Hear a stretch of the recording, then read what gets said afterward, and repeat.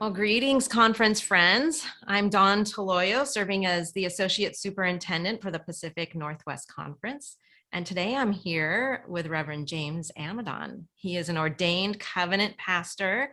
He has served over 10 years in churches within our conference and is now the Executive Director of Circlewood. That's a nonprofit organization that's inspiring the people of God to be good stewards of God's creation. Well, James, welcome and thanks for your time today. But how would you describe your role or the work and mission of Circlewood? You give us a brief intro there. Sure. And thanks, Don, and thanks for doing this with me. I really appreciate it. Circlewood is a nonprofit organization and kind of a community whose mission is to accelerate the greening of faith. And when I share with people about Circlewood, I say, first of all, that comes out of a need, number one, where the Christian church in general has not been as responsive to our ecological needs and crises as it could be or should be, and also to recognize that there are tons of grassroots actions and many individuals around the world who are followers of Jesus who are working to green their faith. And our job as Circlewood is to accelerate that movement. And by doing that, we kind of imagine it in two directions. One, we accelerate the greening of faith by building what we call a more ecologically conscious discipleship within the church. So helping people to see that our faith is lived out in an interconnected and interdependent creation. And the second is to call the church, call followers of Jesus into the public work of addressing our ecological issues and needs and seeing them in a holistic lens, not just as strictly environmental needs, but as social and cultural in addition to ecological. So inviting people of faith into the conversation that's going on in the wider public. Oh, that's awesome. I just so admire what you've been doing and kind of been following from a distance, but it's so relevant, obviously, in the last few weeks in the news, so relevant. But constantly, as we think about climate change and their environment and caring and being good stewards of this world, I have been following your emails and they've just been so helpful. You offer such great resources and invitations to join in that work. Thank you.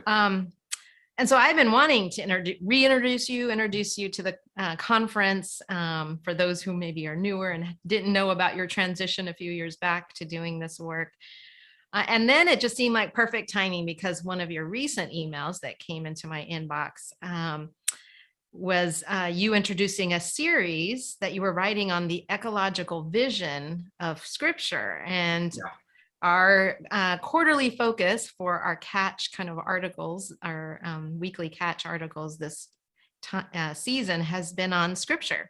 And so I thought, great, this is a great time to introduce you and also think about what Scripture has to say about God's creation. So in your article that I read, and I'll provide a link in the email, you say the Bible is thoroughly ecological in its overarching story. And you quote J. Richard Middleton, who says the holistic vision of God's intent is to renew or redeem creation.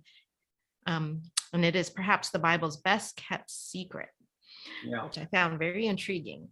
So I wonder if you can say a little bit more about the connection of Scripture and this ecological vision that you write about. And we'll provide the articles, but if you want to give a brief summary or what your interest is here. Yeah, well, I would say that, first of all, my interest is driven in large part by my identity as a covenant person, rooted in Scripture and rooted in the communal reading and interpreting of Scripture, understanding it to be a living word addressed to the living world.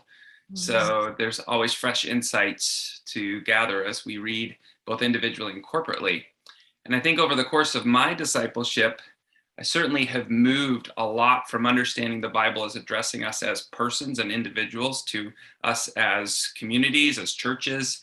I think my education at North Park helped me certainly see the social vision of the gospel and of Scripture as a whole. But I always felt like there was something still missing, that I was both reading in Scripture the connection to the wider earth and creation, and also looking at what's happening to our world with growing ecological crises and asking, as Covenanters have always done, well, where is it written, or what do the scriptures say about this?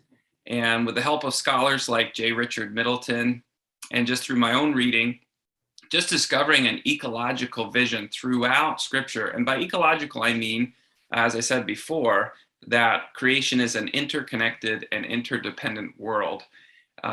So everything is connected to everything else. Right. So I think what he means by it's the Bible's best kept secret is that historically, particularly in the Western Christian tradition, we've read that story as either a personal story addressed to individuals, or perhaps communally addressed to the church. And what we've done is we've separated the story of creation from the story of redemption. And that's an artificial separation that the scriptures simply don't do. So the best way I can summarize that big story of scripture is that it's the story of creation to new creation. And that's Genesis to Revelation, with Jesus being the pivot point. Beautiful. Thank you. So where will you be going I didn't prep you for this question. Where will you be going in this article series? Yeah, so I'm calling it, and it's part of Circlewood's blog called The Ecological Disciple, which people out there can read at ecodisciple.com. And it's part of a series I'm calling Hiding in Plain Sight, or Hidden in Plain Sight, like looking at texts that might be familiar to us with ecological lenses. So, for instance, my latest post was on Cain and Abel, which we tend to read as either a story of brotherly relationships or, the impact of sin on the human family, when that story is thoroughly ecological in its connection between God, humanity, and the earth itself. And the murder of Abel by Cain has these ecological consequences where those fundamental relationships that make creation happen and make creation whole are fractured by the act of violence on Cain. So I'm just trying to help readers kind of look at scripture with those fresh eyes. And if you assume that it's a word to and for and from creation, just as much as it is to us as individuals or as a human society, you'll begin to see that wider ecological vision emerge. All right. I love it. I can't wait to read it.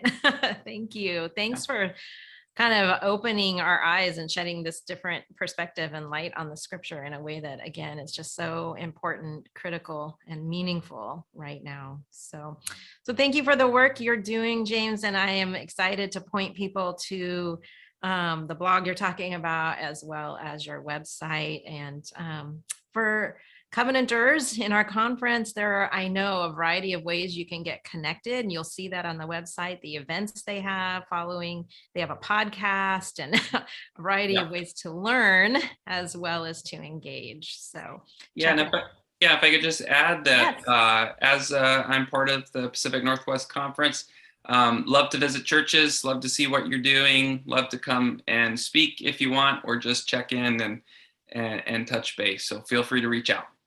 Awesome. Thanks, James. I appreciate it. Thank you. All right. Goodbye, conference.